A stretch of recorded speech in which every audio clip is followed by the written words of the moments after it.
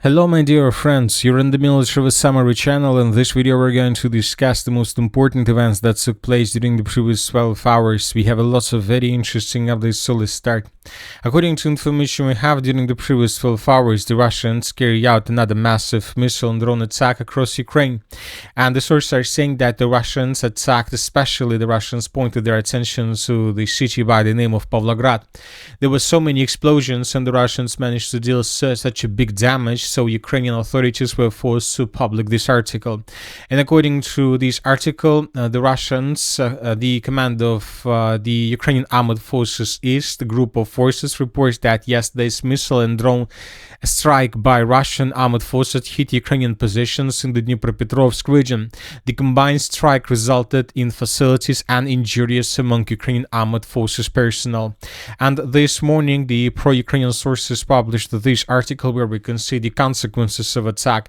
Following the explosions, a powerful fire and a huge column of smoke rises over Pavlohrad. The Dnipropetrovsk region is under attack from the Iranian missiles. So I would like to remind you that the city of Pavlohrad is located on the main supply arterials that go in the direction of the city of Pokrovsk, Novopavlovka, and in the direction of the settlement by the name of Gulyai-Polye.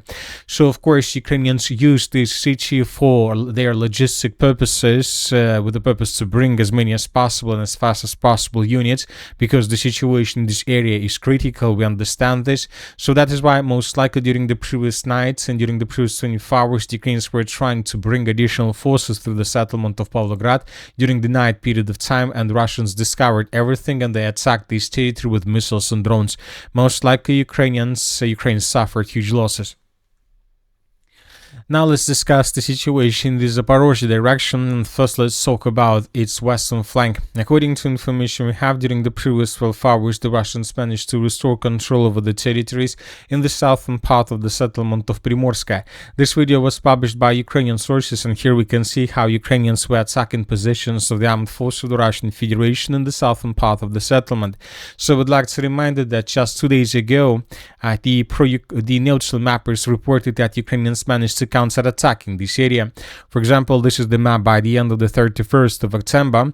By the end of the 1st of November of 2025, according to several neutral mappers, the armed forces of Ukraine managed to counter-attack in this area and to recapture almost the entire southern part of the settlement of Primorskaya. And now we see that by the beginning, more precisely by the beginning of the 3rd of November of 2025, the Russians managed to restore complete over their lost positions, and the Russians continue advancing further. Furthermore, several pro-Russian very reliable sources reported that as a result of counter-offensive, the Russians managed to answer this dense network of the fortifications and to capture them. So summarizing everything, this is approximately the territories that are already under complete control of the armed forces of the Russian Federation by the morning of the 3rd of November of 2025. And this is a very important piece of news, because I would like to remind you that during the previous days the Russians made hundreds of attempts to break through Ukrainian defense from the south in the northern direction. They wanted to answer the northern part of the settlement of Stepnogorsk and this dense network of their fortifications, but those attacks were repelled by Ukrainians and the Russians were always forced to fall back. But now we see that most likely the Russians managed to capture these territories, and now the Russians have good chances to continue advancing further in the eastern direction with the purpose south flank Ukrainians both on the territory of this dense network of the fortifications along the M18 road, and they answer the northern part of the settlement of Stepnogorsk. So obviously it will take 1, 2 or 3 weeks before Russians are able to complete this task, but this is most likely exactly what they're going to do. Now let's move further and let's discuss the situation on the eastern Zaporozhye flank. During the previous 12 hours we haven't received almost anything. Pro-Ukrainian sources made small adjustments on their maps. In this article we can see the progress on the ground according to pro-Ukrainian sources. As you can see, we have a very huge gap between progress that was shown by pro-Russian sources and the progress that was shown by pro-Ukrainian sources. Furthermore, another video was published from the settlement by the name of Uspenovka, from the Uspienovka fortified area. In this video, we can see how a Ukrainian drone was flying above the northern and the northeastern parts of the settlement of Uspienovka, filming possible positions of the armed force of the Russian Federation in this part of the settlement. As for this video, we can't see neither Russian positions nor Russian soldiers, but the author of this video claims that this part is already under complete Russian control. So according to this video, the Russians managed to cross the river Ivanchul in this part of the settlement itself and to capture these territories. So we are waiting for additional clarifications. Maybe the group of forces east of the armed forces of the Russian Federation will provide us additional details, but everybody must understand that is the battle for Uspienovka is ongoing, and most likely, as we discussed in the previous video, 3, 4, 5 days and the settlement would fall in Russia's hands. Now let's move further. As for the settlement of Novopavlovka, according to several pro-Russian sources, the armed forces of the Russian Federation continue their offensive operation in the direction of the settlement of Novopavlovka. There are very heavy clashes. The Russians are shortening the distance and are tightening the noose around the settlement. There are very heavy clashes. It will also take up to 2 or 3 weeks before Russians will be able to force Ukrainians to fall back. Now let's discuss the situation in the Pokrovsk agglomeration. During the previous 12 hours, as you can see, we received lots of very important updates and we have changes on the ground. So this is the situation on the map and in this area by the end of the 2nd of November of 2025. And this is the situation by the beginning of the 3rd of November of 2025. As you can see, we have adjusted basically the northwestern part of the settlement based on the video that was published by Ukrainian sources. And this video shows us how Ukrainians of 68th Jaeger Brigade of the Armored Forces of Ukraine were attacking Russians and Russian positions across the city of Pokrovsk with FPV drones. And there are lots of episodes, as you can see, and one of the episodes was geolocated exactly at this point. Ukrainians attacked Russian soldiers exactly in this area. Based on this video, we came to the conclusion that Russians managed to take these territories under complete control, and we see that the Russians are about to get the Olympiyskaya Street. Furthermore, we had very interesting changes that were published by pro-Ukrainian mappers. So according to them, the Russians are just entering and finishing the battle just for the southern part of the city of Pokrovsk. As you can see, there is a very huge gray zone in the central part of the city and in the northern western part of the city. So we see that there is another gap between, let's say, maps provided by Russians and Ukrainians. But the most important part is this one. As you can see, there is a gray zone expanded right to the settlement of Grishina. So according to pro-Ukrainian mappers, as a result of clashes, the armed forces of the Russian Federation managed to get these territories, and probably there are very heavy clashes for this area. Furthermore, I would like to remind you that there is a very big dense network of the fortifications along 0525 road, and according to pro-Ukraine resources, the Russians managed to get this dense network of the fortifications, and currently there are very heavy clashes. So this is a very interesting maneuver carried out by Russians. They blocked the settlement of Grishino from the south. As you can see, there are lots of water reservoirs, lots of lakes and bridges, and if Russians can establish control over this territory just with the purpose to block this area, Ukrainians will have less chances for maneuvers and less chances to counterattack with the purpose to unblock the contingent on the territory of the Pokrovsk agglomeration. Furthermore, the Russians began evacuation of civilians from the city of Pokrovsk. In this video, we can see how Russians were evacuating civilians from the city limits of Pokrovsk. The Russians are moving them in the southern direction until the end of the clashes for the city itself. Furthermore, according to information we have, as we discussed yesterday, this is a very important battle for Syrsky and Gerasimov, and today the sources reported that if Syrsky loses the battle for the Pokrovsk agglomeration, then most likely he will be dismissed. So this is a very interesting detail.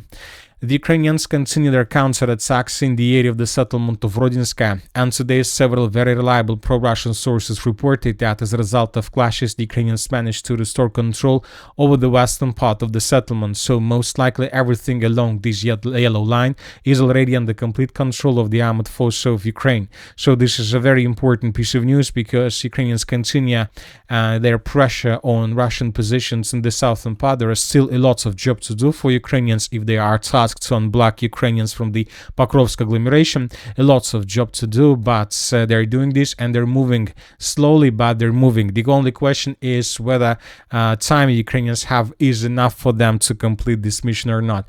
I think that they don't have enough of time to finish the mission. Furthermore, because Russians, according to information we have, introduced additional reinforcements and reserves in this area with the purpose to stabilize the situation, not to allow Ukrainians to complete the unblocking of the contingents on the territory of the Pokrovsk cauldron. Furthermore, we got a video published from the territory to the west of the settlement of Shakhova. This video was published by pro-Russian sources, and here we can see how Ukrainians were attacking positions of the armored forces of Ukraine, or how in the area between the settlements of Shakhova and Novoshachova, lots of FPV drone attacks, and several of them took place exactly in this area. And this video confirms that Ukrainians indeed carry out several counterattacks, and as a result of those counterattacks, they managed to improve their positions. So based on the video published by Russian sources, we have adjusted the map. This is the situation by the end of the 2nd of November, and this is the situation by the beginning of the 3rd of November. Furthermore, the pro-Russian sources reported that the situation is very difficult. So this is the article that was published by a very reliable pro-Russian source. The Ukrainian armored forces continue counterattack. Counterattacks are underway in Zatishno, Sukhetsk, and Boykovka. We are essentially recapturing Zatishka. There are also counterattacks near Fyodorovka. Fighting is ongoing in Nikolaevka. Vladimirovka is almost entirely in the gray zone. So the Russians are just trying to tell us that the situation has worsened again. Russian soldiers are holding the line and are attacking in places to retake lost positions. In general, another she saw across the entire area. So the Russians are saying, and they confirm, that the situation is very difficult, that Ukrainians during the previous days managed to improve their positions, and obviously this is the decisive moment, and everything will be resolved obviously within the next 1-2 weeks or so. As for the Konstantinovka direction, during the previous 12 hours, the Russians managed to improve their positions in the area of the settlements of Ivanopolia and Pleshevka. Additional dense network of the fortifications was captured by Russians, as you can see, and we came to this conclusion based on the video published by Ukrainian sources. Here we can see how Ukrainians were attacking vehicles, infantry fighting vehicles, and tanks of the armored forces of the Russian Federation with FPV drones, and based on this video we came to the conclusion that these territories were captured. So this is the situation by the end of the 2nd of November of 2025, and this is the situation by the beginning of the 3rd of November of 2025. The Russians continue advancing further in the northern direction, and currently the Russians are tasked to finish the battle for the settlement of Ivanopolia. Now let's talk about the Kupiansk direction. During the previous 24 hours, we received lots of very interesting updates and details, and right before we started making this video, we got additional information about the situation in this region. Zelensky stated that as a result of counteroffensive, the armed forces of Ukraine managed to get the river of Oskol from the west, and this morning several sources published another video how Ukrainians were counterattacking between the settlements of Radkovka and the city of Kupiansk itself in the northeastern direction, and the sources are saying that as a result of that counteroffensive operation, very limited and small counteroffensive operation, the Ukrainians managed to recapture these positions, and probably this is exactly what this President of Ukraine Zelensky was talking about. According to him, by taking under control these positions, the Ukrainians managed to get the river of Oskol from this side. Anyway, this is the situation. We are waiting for additional videos and additional details. We will discuss them most likely during the next, let's say, report. But obviously, we see that Ukrainians continue counterattacks, especially in the Kupiansk direction, with the same purpose to unblock the armored forces of Ukraine contingent on the territory of the Kupiansk cauldron. And that's it for the short video. Military Summary channel reminds that we condemn any violence in the world. Thank you for watching. Subscribe to my channel, put your likes, join my Patreon, and have a good day. Bye bye.